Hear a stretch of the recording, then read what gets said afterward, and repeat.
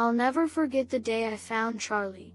It was a quiet autumn afternoon, one of those days where the air feels soft and the world seems to move a little slower. I was out for my usual walk with Max, my adult Rottweiler. Max has always been calm and gentle, the kind of dog people fall in love with once they actually take the time to look past his size. He walks close to me, always aware, always patient. That day felt ordinary. Leaves crunched under our feet, the park was almost empty, and the light filtered through the trees in that golden way that makes everything feel peaceful.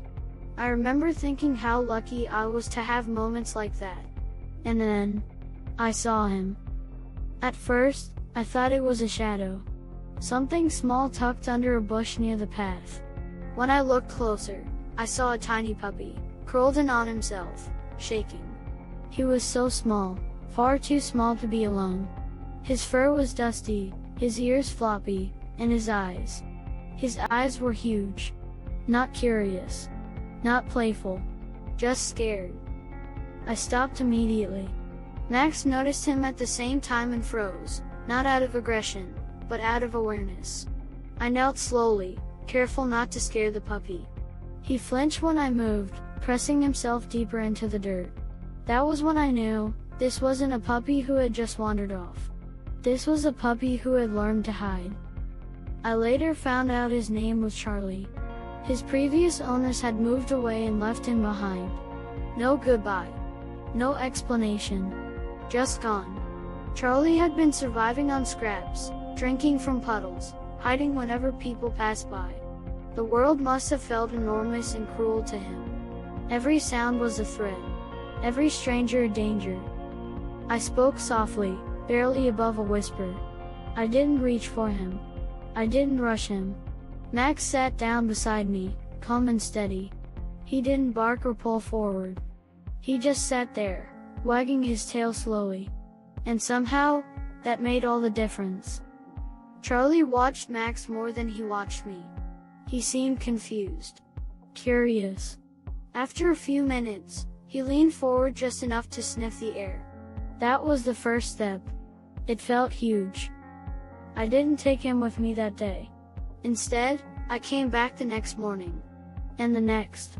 I brought food, water, and a blanket. Some days, he wouldn't come out at all. Other days, he'd peek from behind the bush, tail low but wagging just a little. Progress came in tiny moments. Slowly, Charlie began to show who he really was. Once the fear eased, even just a bit, his personality started to shine through. He was playful and clumsy, the kind of puppy who tripped over his own paws and looked surprised every time it happened. He loved chasing leaves, even though they always escaped him. And he adored Max. Max became his anchor. Charlie followed him everywhere, copying everything he did. If Max lay down, Charlie lay down. If Max drank water, Charlie tried to do the same, usually ending up with his face soaked. Watching them together felt like watching an older brother teaching a younger one how to exist in the world. When I finally brought Charlie home, he was terrified at first. New sounds. New smells. New space. He paced, whined softly, and slept curled into the smallest possible ball. That first night, he wouldn't settle unless Max was right next to him. So Max stayed. The entire night. The days that followed were full of firsts. Charlie's first real meal. His first toy, which he didn't know what to do with at first. His first bath, which he hated with his entire soul.